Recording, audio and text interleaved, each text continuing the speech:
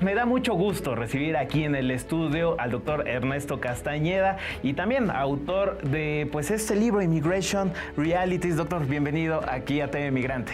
Muchas gracias, Emerson.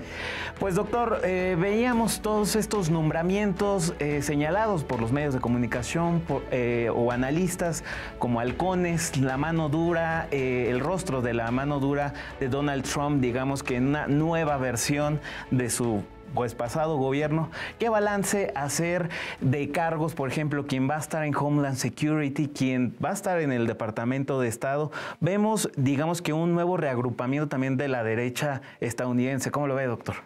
Así es, ese es un buen análisis. Son halcones muy extremistas, gente que lleva décadas con un discurso antimigrante, pidiendo cosas muy radicales que, por ejemplo, se habían quejado en el pasado de que Bush, cuando era presidente, el hijo, de que era muy blando con la migración indocumentada. Y ahora es como su deseo, que estén en el gobierno, que tengan el oído del presidente y están puestos en las posiciones clave para tomar las decisiones y empujar a los agentes, por ejemplo, de la patrulla fronteriza o de ICE para las deportaciones. Entonces, Stephen Miller es un ideólogo que su carrera es en las universidades, hacer estas polémicas y usar a los mexicanos como piñata, a los migrantes, para él ganar celebridad y para decir que era injusto cómo lo trataban a él o cómo había un sesgo contra los hombres blancos. Eso suena muy familiar, eso lleva a él haciéndolo por muchos años y ahora es el tema de campaña de Donald Trump y va a tener un puesto con mucha injerencia que es muy similar al que tuvo ya, donde era muy importante. Si nos fijamos, Stephen Miller es de las pocas personas que siguen de la primera administración y era una persona muy cercana al Attorney General, a Sessions, que era parte de su staff, y se quedó con Donald Trump y sigue, va a tener mucha injerencia, pero es una posición que no necesita que la apruebe el Senado, sin importar qué. Entonces va a tener mucha injerencia y él es una persona que ha estado escribiendo muchos de los discursos de Trump. Entonces el lenguaje que hemos visto de que están contaminando la sangre del país y todo puede probablemente venir de gente como Stephen Miller. Brevemente, otra par de personas. Hay una persona que va a estar encargada de la frontera. Ese sí va a ser un SAR de la migración, que no lo era Kamala Harris, pero él lo va a hacer y él estuvo ya como burócrata en ICE, era parte de la administración Obama por carrera, y luego desde entonces, él ya estaba con la idea de separar familias en la frontera para desincentivar la migración. Y le dijeron que no, que estaba muy, muy loca esa idea con Obama, pero después con la administración Trump volvió a proponer esa idea en una reunión a puerta cerrada y dijeron, bueno, intentémoslo. Hubo una gran reacción de la sociedad civil y Trump se echó para atrás, pero en esta ocasión ha dicho que él quiere hacerlo otra vez. Y en esta infame entrevista en televisión le preguntaban que si esto no iba a separar familias americanas asentadas en Estados Unidos, y dijo que una manera de evitar eso es, bueno, vamos a deportar a las familias juntas, aunque tengan hijos nacidos en Estados Unidos como ciudadanos, y hay precedente histórico para hacerlo, y yo creo que sí, harían eso, porque mucha gente no va a querer que los papás vivan en otro país y los niños se queden huérfanos en Estados Unidos.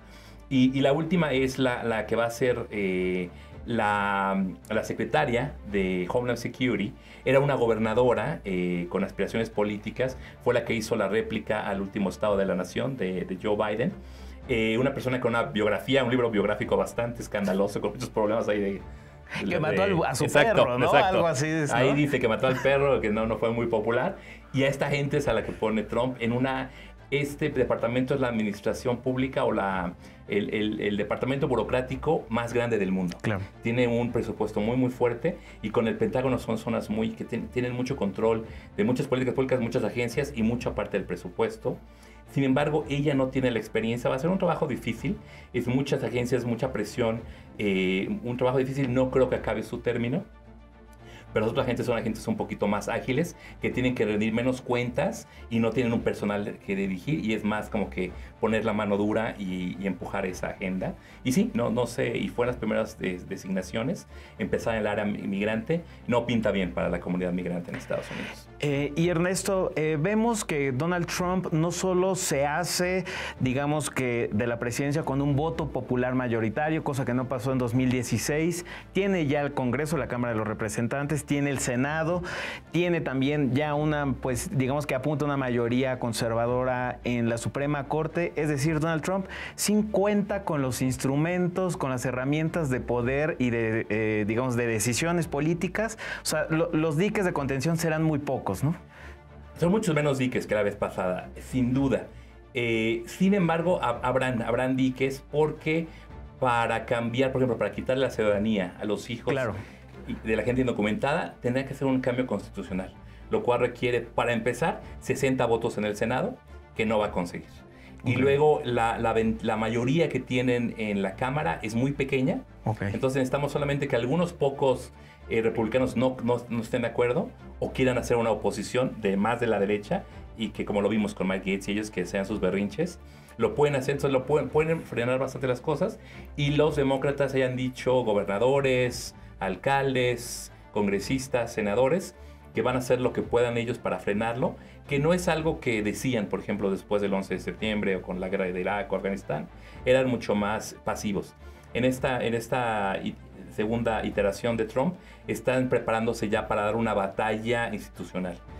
También los medios de comunicación, la sociedad civil, las ONGs, ya está la gente preparándose para hacer juicios, para defender a migrantes que van a ser deportados. Entonces no va a ser tan fácil como Trump me imagina. Es cierto, la gente lo critica y lo han dicho, pero creo que es muy, muy cierto que Trump está acostumbrado como jefe de compañía que él diga, hagan esto, despidan a tal persona y se puede hacer.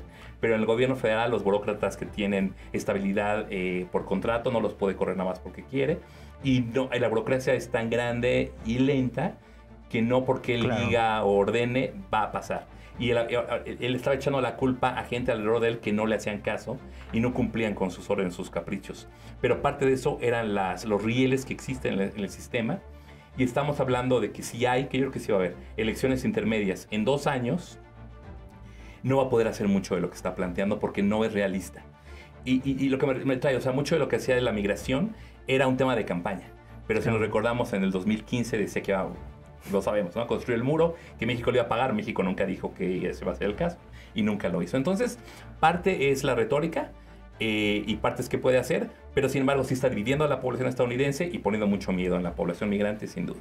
Y Ernesto, en la administración Biden veíamos cómo había una especie de confrontación, por ejemplo, entre el nivel federal y el nivel local, ¿no? O sea, estoy pensando en Greg Abbott, Texas, y decidir poner estas boyas, ¿no? O sea, en la frontera, y digamos que había una especie de disputa, una confrontación sobre en quién recaía las facultades, digamos, de la gestión y la política migratoria, si eran federales, si eran locales. Eso pasaba, digamos, con una administración Biden, demócrata, ¿no? ¿Cómo ves esto respecto, por ejemplo, Texas? Pienso, no sé si Arizona, aunque es demócrata también, digamos que ha implementado políticas, pues también en contra de los migrantes. ¿Cómo vislumbras esta relación? Si es decir, ¿va a ser miel sobre hojuelas para Greg Abbott un gobierno con Trump o quien le siga a Abbott? ¿Cómo lo ves? Muy buen punto, así es. La política migratoria es un tema que le conlleva al Estado federal, al gobierno federal. Pero como bien dices, Emerson, el gobernador Abbott en Texas, el gobernador DeSantis en Florida, tenían políticas antimigrantes muy, muy fuertes en la ley y que están aplicando, más fuertes que lo que hizo Trump en ningún momento. Y esto va en contradicción a la ley federal, pero las administraciones, también le pasó lo mismo a Obama, un poquito a Clinton y claro a Biden, y Biden nunca quiso dar esa pelea, y nunca quiso decirle a Abbott, no puedes hacer eso. Claro. O lo decía, pero así muy breve en los medios, pero no hacía nada al respecto. Entonces yo creo que fue un problema de no crear conflictos sobre un tema que él veía como polémico, que la migración, claro, y no quería que lo vieran como que era muy blando, que ni siquiera dejaba, porque el argumento de muchos años de gobernadores de Texas es que el gobierno federal no está haciendo nada para protegerlos, entonces ellos tienen que hacer el trabajo ellos mismos, ¿no? Entonces si un Biden les decía, no puedes hacer eso, pues le ayudas a servir claro, la atención que tiene un gobernador como Abbott. Pero, como decías tú, esto lo hacen con administraciones demócratas. Cuando hay un presidente demócrata, una manera de frenarlo, darle dolor de cabeza, es esos estados fronterizos. Cuando hay presidentes, no pasó esto cuando estaba Trump de presidente. Hay una coordinación mucho mayor, como pasaba con Bush. Entonces, el discurso sobre todo de Abbott de DeSantis, que querían ser más anti-inmigrantes que Trump. Exacto. Para ganarle la candidatura y ser presidentes. Entonces, si la gente le importa mucho la migración, pues yo soy más duro que Trump. Pero no les funcionó, porque es Trump como paquete, no la migración en sí misma. Entonces le van a bajar, yo creo, mucho a su retórica el gobernador de Texas, el gobernador de Florida, y van a coordinar mucho más con el gobierno federal. Y ahí también va a haber Trump que no por tener todo este control que dices, puede ya mandar dinero a Texas para control migratorio o puede aumentar el presupuesto si no hay una aprobación o una negociación con los demócratas para que se haga un presupuesto que, como pedía Biden, haya más jueces de migración, haya más gente en la patrulla fronteriza, se agilicen los trámites de asilo. Para eso tiene que haber un presupuesto que apruebe el Congreso, no lo puede firmar nada más Trump ilimitado. Entonces ahí se va a dar otro tope, que ahí va a ser interesante ver los demócratas cómo negocian, qué tan fácil van a dar esos presupuestos y a cambio de qué. Ahí los demócratas, si son inteligentes, deberían decir sí, pero vamos a hacer permanente DACA o vamos a regresar con los esposos de las ciudadanas o ciudadanos. Algo así, se podría dar eso. No está abierto todavía qué va a pasar con esas negociaciones. Y por ejemplo, ante pues ya el triunfo de Donald Trump, uno de sus argumentos también era criticar, por ejemplo, la ciudad de santuario, ¿no? Uh-huh. Y no solo de Donald Trump, sino también de su círculo cercano.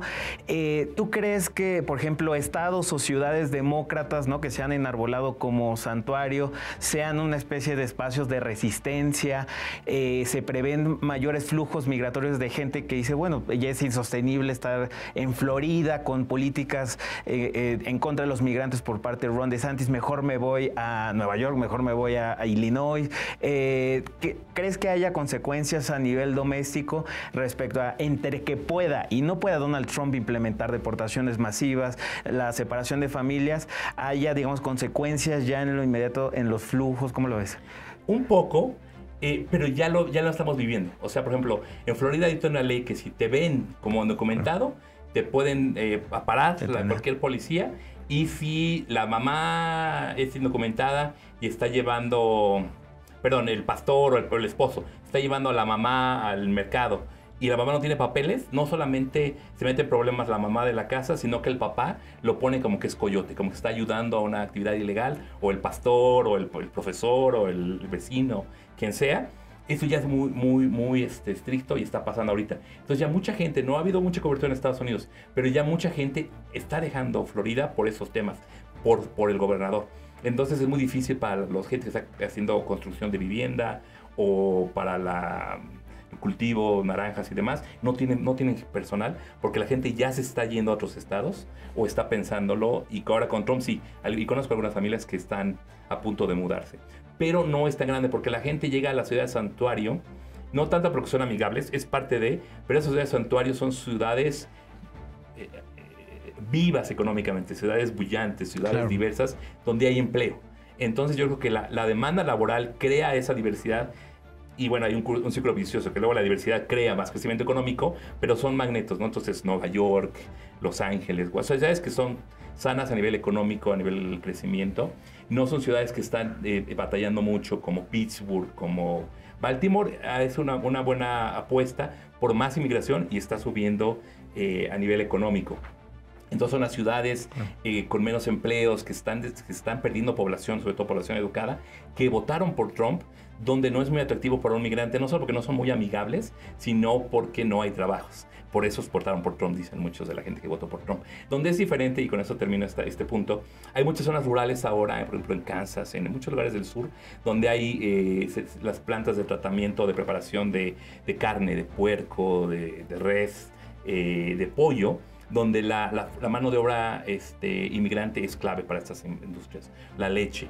Entonces son poblaciones blancas establecidas, donde ha habido una migración muy repentina, muy grande de migrantes, pero como hay empleo y están creciendo, Dyson no va a dejar que la gente se vaya, tiene empleo. Entonces yo creo que la gente que ya está en un lugar por empleo, y el empleo va a seguir, se van a quedar ahí.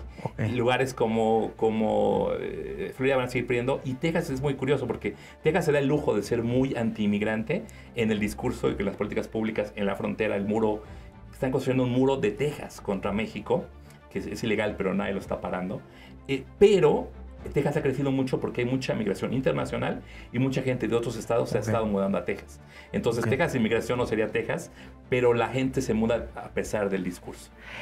Y justamente en el tema del discurso me gustaría detenerme, Ernesto. Tú señalabas, tenemos personajes como Ron DeSantis y Greg Abbott que emularon el discurso de Donald Trump porque querían hacerse de una candidatura republicana. Es decir, era la competencia, la contienda, el concurso del discurso más racista, ¿no? Y el discurso más de odio. Finalmente, tú dices, Trump es el paquete Trump. No solamente es el discurso anti-inmigrante, sino es un montón de otras cosas. Quería preguntarte, justamente en este libro, Immigration Realities, Challenging Common Misperceptions, Ernesto, tú te das a la tarea de analizar, identificar la desinformación, los mitos, ¿no? La información falsa que existe en estos discursos, ¿no? En los medios de comunicación, en los actores políticos.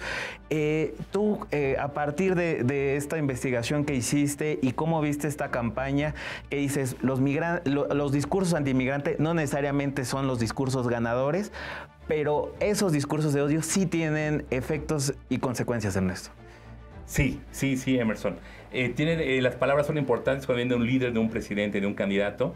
Hay gente en la base que se las toma como verdades absolutas y hay gente que está escuchando que lo toma como una amenaza personal, o como vimos con muchos latinos en Estados Unidos. Era un juego que hay mucha evidencia en entrevistas que he hecho, encuestas que se han hecho, de que la gente decía, no, pero no está hablando de mí, yo soy un mexicano que viene con papeles, que yo tengo educación, tal, soy parte de mi iglesia, yo soy cristiano, etcétera, etcétera. No está hablando de mí, está hablando de aquel que vende drogas o de aquel que comete crimen, de un inmigrante imaginario. Entonces se crea la división también dentro de la comunidad migrante, la comunidad latina, la comunidad de color, que se crea un poquito esas mentiras, o porque conoce un caso donde pasa algo así, claro, y generaliza, ¿no? Que es muy típico. Pero fue una campaña de Donald Trump y los republicanos basada en las mentiras sobre la migración, muchos mitos que la gente veía como creíbles o como que tenían sentido común, pero haciendo una investigación, viendo todo el contexto macro histórico y los números bien, son malos entendidos. Te doy un par de ejemplos. Trump hablaba de casos de inmigrantes que habían llegado recientemente y eran documentados, que habían matado a alguien, en este caso, mujeres blancas jóvenes. Lo cual nos recuerda mucho en la época de la esclavitud o el fin de la esclavitud, una manera de tener en control a los hombres esclavos o afro, era el argumentar que habían tenido algún coqueteo, alguna violencia sexual con una mujer blanca, entonces era la tarea del hombre blanco de defenderla aunque no quisiera. Y eso fue el lenguaje que usó Trump. Y yo voy a defender a las mujeres aunque ellas no lo quieran. Entonces claro, un discurso muy patriarca, pero con una historia racial muy fuerte que nos lleva a los linchamientos. Claro.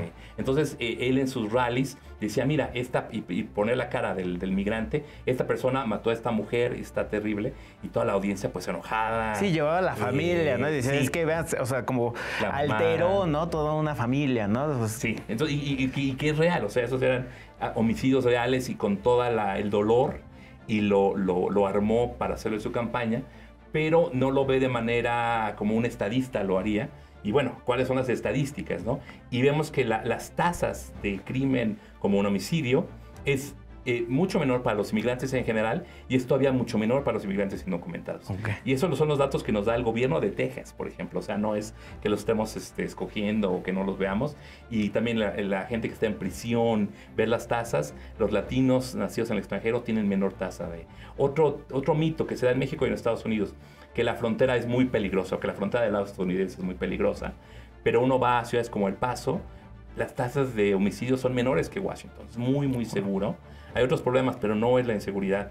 Y si uno es ciudadano, si uno es blanco, toda la zona fronteriza, California, Texas, los estados en general, aunque estén lejos de la frontera, son muy seguros. Pero si uno es una mujer, uno es gay, uno es un menor de edad, uno es indocumentado, entonces sí, o sea, gente muere en el desierto, hay violencia, hay cosas así. Entonces, pero Trump decía que los migrantes indocumentados creaban inseguridad y crimen en la frontera, pero lo que vemos al ver los números, las estadísticas, las historias, largos trayectos, la zona fronteriza, los estados fronterizos de Estados Unidos son muy seguros, excepto para los inmigrantes indocumentados que no tienen ningún derecho y son las víctimas del crimen, no los que lo perpetraron. Y también una de las mentiras recurrentes que veíamos en los mítines o en los medios de comunicación, en algunos medios de comunicación, era, por ejemplo, los programas sociales, ¿no? O sea, digamos que la ayuda, la supuesta ayuda que se le daba a los migrantes, ¿no? Y que se les estaba dando a ellos, pero no se les estaba dando a los estadounidenses. También fue,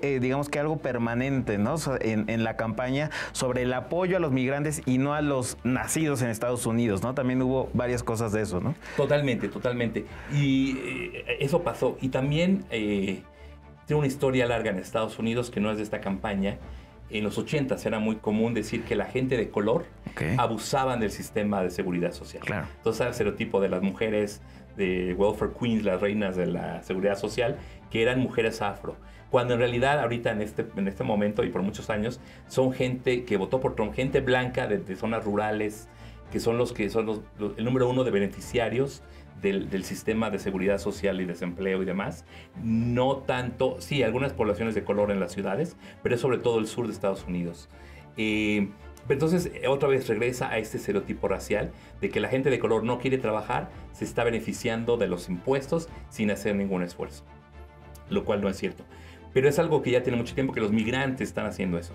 Los 1800 decían que la gente que venía de Irlanda, de Polonia, que venían a mendigar, que venían a pedir dinero, que no iban a trabajar en su vida y que como eran católicos no eran compatibles con el gobierno americano o eran judíos. Eso no es cierto. Tenemos gente como los presidentes Kennedy o el presidente, etcétera, que les fue muy bien y gente de muchos orígenes. Pero estaba esa idea de que entonces se impuso una ley en 1800 que tenías que probar que tenías cierto dinero en el banco para poder tener una visa y todo. Y eso siguen las leyes. Y Donald Trump en su primer término quería aumentar mucho ese nivel de poder mostrar fluencia económica para poder entrar al país de manera legal. Pero, por ejemplo, Clinton ya con ese mismo estereotipo lo hizo muy complicado para las familias migrantes que pudieran, por ejemplo, tener ayuda para comprar el súper si no tenían un ingreso similar. Entonces ya ha habido muchas leyes que han jugado en este estereotipo. Tanto es así que por las leyes que se han pasado, por la práctica del migrante que viene a trabajar y no quiere que por pedir ayuda le nieguen la ciudadanía en el futuro, lo que mostramos en el libro es que hay mucha evidencia, hay muchos estudios de muchos años, de que las familias migrantes, para ellos y para sus hijos, son de los que menos piden ayuda del Estado. Entonces, y pagan impuestos. Hay mucho también el estereotipo de que un migrante indocumentado no paga impuestos. Pagan impuestos a la compra, al salario, pagan el seguro del retiro, pero muchas veces no lo reciben porque tienen un número de seguridad falso o porque se retiran a México y no quieren hacer problemas. Sí, pagan impuestos, pero no reciben los beneficios de esos impuestos. Exacto, ¿no? Y casi nunca hacen una declaración para pedir un refondo. Entonces, es otra ayuda económica más allá de qué hacen los migrantes, que la gente no entiende. Y la última que también se entendió muy mal es la gente que está llegando últimamente, por ejemplo, de Cuba, sobre todo de Venezuela, que sí, ciudades como Nueva York, que venían en los autobuses de Texas y de Arizona, se les estaba dando cierta ayuda. 4.5% de un presupuesto muy grande de la ciudad de Nueva York, el 4.5% se fue a ayudar a migrantes. Pero estamos haciendo un reporte en el laboratorio de la migración ahí en Washington y estamos viendo que la derrama económica a Nueva York, gracias a esta nueva migración, va a ser de billones de dólares en los próximos años. Entonces es una pequeña inversión de algo que se puede hacer muy bien. El alcalde de Denver nos decía el otro día que sí tuvo que hacer un recorte un año del 10% de su presupuesto para ayudar de manera agresiva a las familias que están llegando, darles educación, darles casa, etcétera. Y dice que este año tienen un superávit en el presupuesto de la ciudad. Han contratado más policías que nunca, han podido hacer nuevos programas para los niños, para la infancia, en parte porque tienen la mano de obra de la gente que está migrando, que puede hacer estos y tienen una base fiscal mucho mayor que antes. Es un beneficio la migración, pero toma tiempo. No, incluso lo estamos viendo, ¿no? Ahora, digamos que en los procesos de reconstrucción, por ejemplo, en Florida, ¿no? A raíz del huracán, pues vemos estas imágenes, ¿no? De los migrantes, los trabajadores, ¿no? Migrantes son los primeros que están en la reconstrucción de las ciudades, ¿no? Totalmente. Así pasó con Katrina. Era gente mexicana y de Centroamérica que reconstruyó Nueva Orleans después de los huracanes. Y quería preguntarte, Ernesto, digamos que en este contexto de que estamos ya pues a semanas, ¿no?, de que entre este nuevo gobierno de Donald Trump, me gustaría que nos pudieras dar un análisis, tu opinión sobre, digamos, voltear al otro lado, ¿no? O sea, un poco pensar en los demócratas, ¿no? O sea, pensar hacia dónde crees que, digamos, que se vayan a apuntar, digamos, que las baterías de los demócratas. ¿Crees que vean justamente a la migración como una oportunidad para ahora realmente enarbolar tal vez esa bandera o hacer una defensa de ellos, sea por el programa DACA, sea el TPS? Es decir, o ves a un partido demócrata pues más rígido, anquilosado, y digamos que no solo que no tiene la mayoría en las cámaras, sino digamos que también hay muy pocas voces, ¿no?, de las cuales podamos voltear a ver, ¿no? O sea, decimos Bernie Sanders, un tipo ya octogenario, ¿no?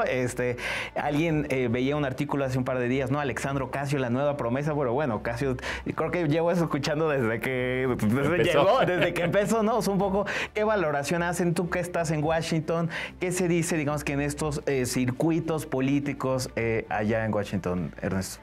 Sí, Emerson, fueron muy tibios los demócratas sobre el tema migratorio durante la campaña. Los asesores les decían que no tocaran el tema porque era una debilidad de Kamala Harris y una fortaleza de Trump, porque eso decían las encuestas, pero eran sobre todo en las encuestas los que contestaban que eran republicanos, que lo enfatizaban como un tema. Entonces ahí, al ver el promedio en las encuestas, hubo un bias que los medios decían, no, la economía y es la migración, y en eso es mejor Trump. Y mucha gente oyó eso y dijo, bueno, voy a votar por Trump porque eso dicen, y yo quiero una buena economía y no quiero la migración. Pero simplificó mucho la situación. Y Kamala Harris decía que quería una amnistía que hace falta y quería un control fronterizo con nuevas avenidas legales. No. Eso es lo racional. Cualquier gente, aunque sea republicana en puerta cerrada, te va a aceptar que es lo que se necesita. Pero Trump no entiende y no quiere eso. Entonces, no por sí mismo no va a pasar. Los demócratas fueron muy tibios sobre el tema migratorio en la campaña, pero como va a ser el tema de política pública de Trump, y ya sí, por los anuncios, por la deportación, es muy visible, es la mejor manera de resistirlo a nivel sociedad civil, pero también como partido demócrata es la mejor manera de usar las emociones. Y mira, está atacando a los pobres, gente vulnerable, sin nada que los apoye. Trump es cruel, nosotros somos de derechos humanos, somos pro humanidad, vamos a defenderlos. Entonces ya muchos gobernadores, el de Chicago, el de California, la de Nueva York, la de Arizona, han dicho, a mis migrantes no los tocas, son mis ciudadanos casi, aunque no tienen papeles y viven aquí se quedan. Claro. De una manera que nunca los he visto tan proactiva y tan temprano. O sea, ni siquiera han entrado al gobierno y ya están diciendo, sí, aquí hay una línea que no puedes cruzar. Sí, Trump, está acelerado, ¿verdad? Sí, mucho todo. Digo, no solo por los nombramientos, sino que hay como una ola de especulaciones también rapidísimo, ya ¿no? Es casi como de facto pues fuera el presidente. Sí, justo. Sí, totalmente. Y ya está la reacción de muchos, de que, bueno, que dice que le va a quitar el dinero a la ciudad de santuario. Pero, o sea, no hay una base legal para hacerlo. Y igual estamos hablando de ciudades como Nueva York, que no es que dependan del gobierno federal para muchas cosas. Son ciudades con economías muy grandes. California es la quinta economía del mundo. Estamos haciendo un ejercicio en el laboratorio el otro día. Los migrantes que mandan remesas a todo el mundo, nada más los migrantes que mandan remesas mandan, contribuyen a la economía americana 2.2 trillones de dólares. Okay. O miles de billones en español. Lo que sí es que el 8% del Producto Interno Bruto o más que la economía de Canadá. Es decir, si de verdad Trump quisiera o deportar a los 11, 14 millones de personas ahí y sus familiares y pusiera tarifas y todo, o sea, Estados Unidos caería en una recesión económica más fuerte de la de 2008. Entonces es bastante suicida, no será popular ni por mucha gente que votó por él, no por los demócratas, no por el grosso de la gente que está observando. Y mucha gente se va a arrepentir de eso. Y si lo hace, la única gente que va a quedar muy contenta es la base radical que quieren blanquear el país y que lo hacen porque es Stephen Miller y la gente que asignó, que esto tiene un perfil anti-latino, anti-africano, anti-asiático. Es la única manera en que te lo explicas. Pero igual, la sociedad está tan mezclada, hay muchos matrimonios mezclados, hay familias doctores, mixtas. Exacto. Hay gente de nivel muy alto de origen racial diverso o migrante, que no los vas a deportar, ¿no? Y ahí, o sea, Musk es nacido en Sudáfrica, Ramaswamy, que es de origen hindú, o sea, él mismo, Stephen Miller es judío, o sea, incluso entre ese grupo de... Bueno, de la esposa de J.D. Vance, ¿no? Exacto, la esposa de Trump. O sea, incluso en un sistema muy antimigrante, la mitad son migrantes. O sea, Estados Unidos no funciona sin la migración. Entonces lo pueden imaginar, lo pueden pensar, lo pueden decir, pero si lo haces, es una guerra civil interna dividiendo gente que está muy entrelazada. Y Ernesto, me gustaría una reflexión sobre el papel de los medios de comunicación, ¿no? Tal vez de este lado de la frontera, ¿no? En México, creo que hay una socialización sobre la interdependencia México-Estados Unidos, económica, ¿no? Desde luego también, yo creo que política, pero hay como un dimensionamiento de esta interdependencia económica, por lo menos desde México. Tengo la impresión que en Estados Unidos, esto que nos estás comentando, ¿no? O sea, incluso el presidente López Obrador, digamos que creo que 2 meses antes de salir, lo señalaba, ¿no? A ver, quiero que se cierren la línea fronteriza tantas horas y luego hablamos, ¿no? Es un poco para dar idea de que pues no podría sobrevivir la relación bilateral si cierra la frontera, ¿no? Pero en Estados Unidos, ¿cómo se ve? Es decir, sí está socializado este nivel de interdependencia y lo grave que puede ser las deportaciones masivas, imponer aranceles. ¿Cuál es la responsabilidad también ahí de los medios de comunicación en los Estados Unidos para así socializar, digamos que repetir de manera reiterada las deportaciones masivas, pero no el otro lado de la moneda, ¿no? La moneda del ciudadano promedio americano no entiende la gran dependencia que hay con México. En la parte migratoria es lo más obvio, visible, que no todos están de acuerdo. Pero en la parte de comercio internacional, México ahorita es el socio número 1 de Estados Unidos. Hay más comercio en México, Estados Unidos que con China. Eso la mayoría de la gente no lo entiende, la gente que votó por Trump no lo entiende. Entonces sí, hay mucha educación, mucho que hacer por los medios. Y lo que estaba viendo hace poco es que la gente ve más programas de redes sociales o un podcast como de Joe Rogan, tiene más audiencia que CNN, Fox y MSNBC juntos. La gente está cortando los canales de cable. No ven mucha televisión abierta, dependen mucho de clips pequeños que ven en los noticieros, en sus teléfonos. Entonces, y hay un gran vacío de voces críticas, serias, periodísticas o intelectuales en español. Entonces ahí México, en serio, ustedes tienen con esos clips que hacen, la gente que lo consume en español no importa dónde se haya producido el clip.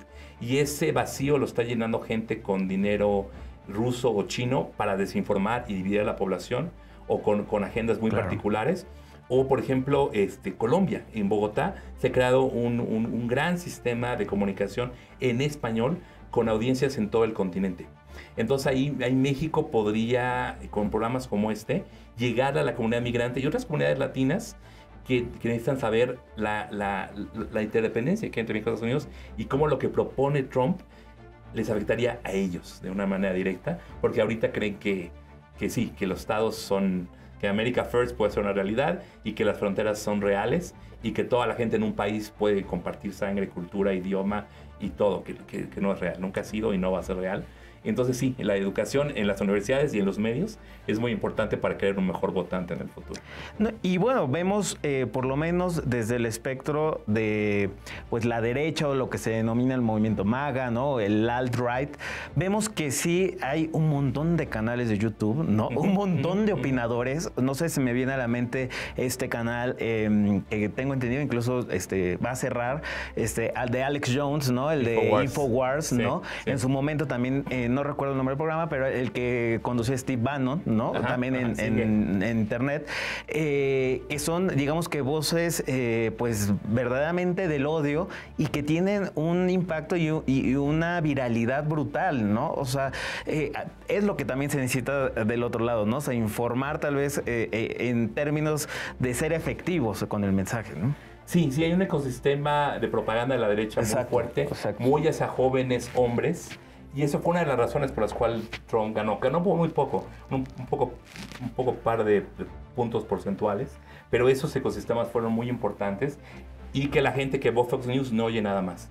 Y tienes razón, hay gente con medios sociales muy cerrados de derecha, donde la gente de izquierda los ve como no serios, como peligrosos, pero no los censuran, no les mandan investigaciones, no les llaman, oye, si usaste la palabra ilegal, eso está mal, eso es racista, los dejan ser. Sí, o lo subestima, tal vez, no lo sé. Un poquito, que es un error. Y entonces la gente está empezando a decir lo que dices tú, Emerson, que hay que hacer un equivalente del ala demócrata que defienda los ideales de un sistema más liberal. La gente decía que es MSNBC, pero MSNBC es más de centro y son cuidadosos, y lo que dicen lo dicen con muchos hechos. Entonces no es propagandístico desde mi punto de vista. Pero más a la izquierda no hay nada que compita o que corrija todo lo que se dice en estos programas, que eso es un problema. Pero también es una guerra no justa, porque de un lado hay muchas mentiras, exageraciones y todo, que es toma mucho tiempo hacer el fact-checking y todo, que es algo serio. Claro. Lo puedes hacer 2 o 3 a la vez, pero si Trump dice 100 mentiras, no pudieron la campaña en un discurso. Claro. Son 2 horas de mentiras, te toma 4 horas desmentir y la gente no te va a creer porque él es muy carismático, es rico, bla, bla, bla. Entonces eso es algo en contra de los demócratas. Y la otra es que la gente que es más crítica, que es más educada, que es más escéptica, no quiere que alguien le diga cómo pensar, ¿no? Claro. O sea, que tienes que tener tu punto de vista personal, exacto. Entonces no puedes crear un Bannon de izquierda o un Joe Rogan, porque no funciona, ¿no? Somos más de que en la izquierda la gente debate todo, ¿no? Cualquier detalle, no, pero es que mira, puede ser más así, más asado. Y es cierto, pero entonces es más difícil crear un mensaje que todos estén de acuerdo, que se pueda vender. Y lo vimos un poco en la campaña de los candidatos demócratas.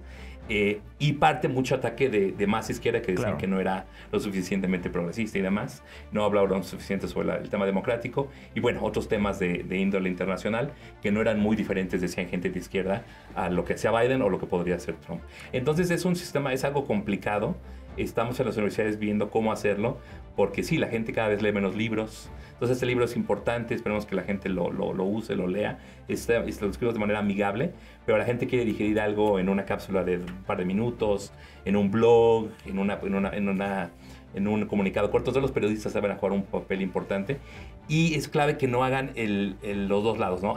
Este lado dice que no llueve, este lado dice que llueve y pues no sabemos, ¿no? Es decir, no, mira, Trump dice que no está lloviendo, pero está lloviendo, está mintiendo. El ser un poquito, tener una opinión y defenderla, eso se necesita más, porque la derecha lo hace sin ninguna pena. Sí. Pero en el centro y la izquierda se trata de ser objetivo, pero eso le da más peso al que está mintiendo. Y para ir terminando, Ernesto, me gustaría detenerme en cuanto a la relación bilateral, ¿no? Se especulaba mucho sobre a quién le convenía, digamos que a México, con quién estar, con Donald Trump o con Kamala Harris. Finalmente Donald Trump es pues virtual presidente electo, ¿no? Veremos qué pasa, qué sucede con sus procesos judiciales, pero lo que es real es que México ya ha vivido a Donald Trump. Lo vivió, digamos que en parte con una administración del gobierno de Enrique Peña Nieto, un gobierno priista. Un tramo lo vivió con el presidente López Obrador, ¿no? En un primer gobierno, digamos que donde representó un cambio de paradigma en cuanto a la votación, la manera de hacer política. López Obrador no viajó a ningún otro lado más que a Washington, ¿no? A reunirse con Donald Trump. Ajá. Y ahora vemos, digamos que otro gobierno de la Cuarta Transformación de Morena, con una mujer científica, ¿no? Frente a Donald Trump. Hay quienes señalan que el tema de género le va a pesar por los rasgos, pues, misóginos de Donald Trump. Pero por otro lado señalan que la postura de México es distinta a la que incluso llegó López Obrador, ¿no? México, pues, está en una condición, digamos, tú lo señalabas, es el primer socio comercial, esta interdependencia económica. ¿Tú qué balance haces sobre hacia dónde el gobierno mexicano, digamos que apuntará sus baterías, y no solamente por el ataque, digamos que constante hacia los migrantes, que representará un desafío para los consulados, sino también en términos económicos, que desde luego el TEMEC y la revisión de 2026, pues como tú dices, está acelerando los procesos que hoy ya estamos analizando esa revisión, ¿no? O sea, sí, entre la amenaza, la incertidumbre, ¿qué valoración haces, Ernesto? Sí, muy buena pregunta, y me la he preguntado bastante, lo he estado pensando. Y yo creo que primero para México lo importante es tomar un buen respirar profundo y calmarse, porque México está en una posición más fuerte de lo que puede creerlo o de lo que estaba en el pasado. Estoy completamente de acuerdo contigo porque hay más aprendizaje. Trump es como una persona jugando cartas haciendo bluff, ¿no? Te piensas que tiene puros ases, pero no, es puro verbo, ¿no? Entonces, yo creo que eso lo sabe la doctora y eso va a ser importante que no lo tomen... que no tomen que su palabra es completamente real. Entonces, los asesores de Trump, quienes sean de negocios, o los hombres y mujeres de negocios, van a decir, oye, cuidado porque soy del sector automotriz, incluso Tesla, dependo de las partes de México, calma.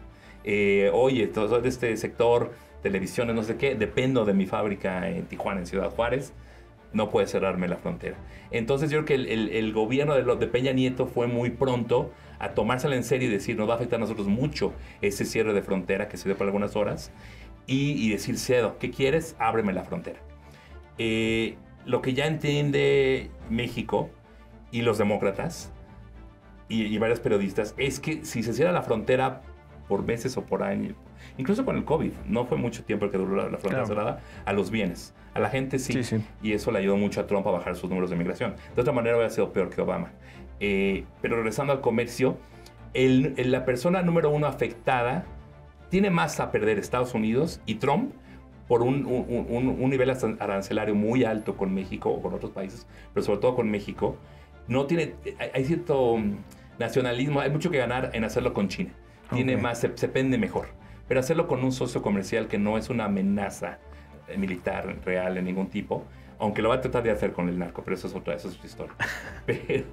Pero no, o sea, el Estados Unidos no le conviene hacer eso y no le conviene al Partido Republicano, si quiere seguir en el poder, que la inflación suba más que con Biden. Que una subida de aranceles, una deportación masiva y el que los monopolios continúen va a hacer que se haga verdad lo que decían que estaba haciendo la administración Biden. Eso lo debe de entender alguien cerca, si no Trump, alguien cerca de él. Entonces, si Trump de verdad dice, oye, te voy a cerrar la frontera a México, que México diga, adelante. Sí, algunas empresas transnacionales, muchas de ellas, algunas empresas mexicanas van a sufrir en algún momento, sin duda, pero es mejor que eso que no se le compre el bluff a Trump, sino que diga, ok, adelante, a ver cuánto tiempo lo puedes tú mantener. Recordemos rápidamente que Trump decía que no iba a aprobar el presupuesto con los demócratas cuando era presidente si no le daban más dinero para el muro fronterizo, para la agenda migratoria, y los demócratas dijeron no estamos de acuerdo, no te vamos a dar. Si era el gobierno, y al final se tuvo que echar para atrás Trump se echa para atrás, lo hizo con la separación familiar. Si le hace eso a México y cierra la frontera o pone aranceles del 30% o más, no lo va a poder sostener por muchos meses. Y va a regresar. Entonces eso es bueno que el gobierno mexicano lo sepa. Lo que hizo Peña Nieto y siguió es que dijo, ábreme la frontera, te controla a los inmigrantes. Eso ha tenido un costo económico muy importante. México no lo conoce, no sé cuánto es, pero son millones de dólares que México paga en mover gente de un lugar a otro, ahora muchos a la frontera sur de México, y hay una violación de derechos humanos, lamentablemente, de migración de tránsito en México, y no es claro para la gente que quisiera tal vez pedir asilo y establecerse en México. No saben si se va a ir a la frontera de Estados Unidos, si se van a quedar, se van a ir, si pueden tener papeles para quedarse y trabajar en México. Es una situación de desgaste para los inmigrantes, para el gobierno mexicano, y el único beneficiado ha sido Estados Unidos. Trump lo agradeció tal vez en el primer término, lo agradeció mucho Biden, pero yo creo que ya lo da por sentado Trump. Entonces eso de, si no controla México la frontera, van a haber filas y se va a ver muy mal Trump, que se vea muy mal.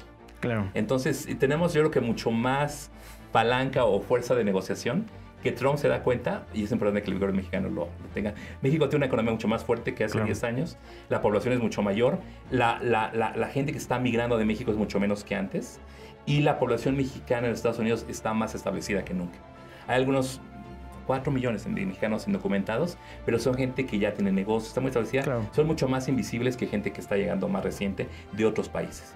Entonces, también otra cosa rápida, México también debe hacerlo difícil aceptar a gente de terceros países por nada. Si va a aceptar México que le mande gente de X país, que sea a cambio de, cuando fue López Obrador a Washington, fue a negociar una expansión del programa de visas temporales, un programa bracero 2. Entonces, dame un programa bracero y te ayudo con esto y con lo otro, pero garantízame que haya tantos millones de estudiantes que se puedan ir al año becados o tanto número de trabajadores mexicanos que puedan ir a trabajar sin problema de regresar. Alguna negociación seria se puede hacer. Y abusando de tu tiempo, Ernesto, no solo la migración es un tema que atravesará la relación bilateral, sino también la seguridad, ¿no? Veíamos hace, digamos que muy poco, pues las declaraciones del embajador Ken Salazar señalando que México pues obstaculizó, se negó a recibir, digamos que inversión en materia de seguridad, que la pausa con la embajada estadounidense en México no fue por el tema de la reforma judicial, sino por el tema del Mayo Zambada y de Joaquín Guzmán López. Me gustaría preguntarte, tú vislumbras a partir de estos halcones, ¿no? De estos nombres que veíamos al inicio, que ya están incorporándose a este futuro gobierno de Donald Trump, ¿crees que aumente la tensión bilateral en términos de seguridad? Es decir, estos perfiles, como, no sé si recordadas, Dan Crenshaw, ¿no? O sea, digamos, perfiles que nos parecían disparatados en el Congreso sobre que llamaban a intervenir México. Bueno, ahora ese grupo es el que está, digamos, reclutando Trump, ¿no? Sí. ¿Qué valoración hace de eso, Ernesto? Sí, hay que tener cuidado con eso. Es, en efecto, van a subir el discurso a nivel de México como un riesgo de seguridad nacional. Claro. Como no lo hemos visto, creo que es de la Revolución Mexicana. O el telegrama, sí, mamá. Pero no, o sea, van a hacer un montón de historias porque desafortunadamente Trump y ellos ligan el tema migratorio con el tema de drogas. Okay. Dicen, los migrantes son criminales, y son los que están trayendo fentanilo. Lo cual no es cierto, pero ellos lo ven así. Y la gente está muriendo sobre drogas en Estados Unidos, no hay ninguna duda, por fentanilo y otras drogas que pasan por México. Entonces, ahí Trump, si no entiende bien la migración y lo ve como un tema de seguridad nacional y lo liga demasiado al narcotráfico. Okay. Y al cerrar la frontera y hacer la migración legal a Estados Unidos más fácil, es cierto que en los últimos años el crimen organizado ha entrado más en los agentes de viajes de los inmigrantes, porque no hay otros caminos. Entonces hacen un negocio muy importante el secuestrar o el facilitar el transporte de migrantes. Es una economía donde están entrando algunos miembros del crimen organizado. Entonces, es un efecto, no una causa. Okay. Pero ahí Trump va a decir, México no tiene control de su seguridad nacional. Eso está creando un problema de migración descontrolada a Estados Unidos, ¿no es cierto? Y está causando un problema de una llegada muy importante de drogas, y México no quiere hacer nada al respecto y no nos dejan ayudarlos, como decía el embajador, que tenía muy buena relación con AMLO, pero últimamente ya está diciendo cosas que no había dicho antes, porque ya se va. Y claro, no hay que también, o sea, no es el embajador que se va a quedar, no sé, que va a negociar, no es el embajador de Trump. ¿Hay nombres de que suenen de posibles embajadores de Estados Unidos y México? No te puedo decir, no sé, no tengo nadie en mente. Es que, bueno, escuchaba, digamos que por ejemplo, John Cornyn, Clever Caron, o sea, perfiles del ala dura, ¿no? Digamos que también como del lobby un poco, pues sí, cubano, ¿no? Conservador, es quien podría mandar, pero bueno, sí, siempre es del terreno de la especulación, ¿no? Exacto. Pero también lo que está haciendo un poquito Trump, que son perfiles muy visibles, muy ruidosos, pero con poca experiencia. Yo digo que los republicanos, lo veía yo mucho en la convención republicana, tienen una banca muy débil. No tienen mucha gente en la espera. Que los demócratas, luego nos cuesta trabajo decir nombres, pero tienen mucha gente preparada, lista, para servir, para estar en posiciones. Claro. Los nombramientos estamos viendo que son gente, la que va a ser de Homeland Security, era gobernadora, pero es un estado muy pequeño, no ha hecho un gran trabajo. Homeland Security es un dolor de cabeza. Claro. El que está ahorita está dando mucho, hecho muy buen trabajo, pero bueno, incluso defensa, ¿no? Imposible. Exacto. Entonces, pero está agarrando gente del Congreso, que ya le dijo el líder del Congreso, oye, me estás quitando a gente de mi Congreso, estás debilitando tu mayoría en el Congreso porque estás robándonos gentes. Si mandan a Cornyn del Senado a México, pues igual pierdes otro escaño de una persona con mucha experiencia en liderazgo, que la mandas a un rol muy importante, pero debilitas el Senado republicano. Pero es porque no tiene gente. Claro. Entonces, pero bueno, quien mande, pues va a ser un portavoz de Trump, claro, y al final se va a negociar con Trump. Y ya está mayor que el gobierno mexicano preparado para eso. Ernesto, muchísimas gracias por estar aquí en TV Migrante Informa. Un placer, gracias. Y bueno, dinos tus redes sociales para saber dónde te pueden encontrar y también puedan, pues bueno, acceder a este libro Immigration Realities, Ernesto. Claro que sí, me pueden encontrar en Instagram, Dr. Ernesto Cast, me pueden encontrar en LinkedIn, Ernesto Castañeda, me pueden encontrar estamos dejando X por razones obvias en Estados Unidos, sigo ahí para la comunidad latinoamericana como Dr. Ernesto Cast, pero estoy ahora sobre todo en Blue Sky. Igual, Dr. Ernesto Castaneda, ahí a la orden, todos los días ponemos mucho contenido de mitos de la migración y política mexicana, sobre todo estadounidense. Muchísimas gracias, bueno, ahí lo tienen y muchísimas gracias por sintonizar TV Migrante Informa, nos vemos, hasta la próxima.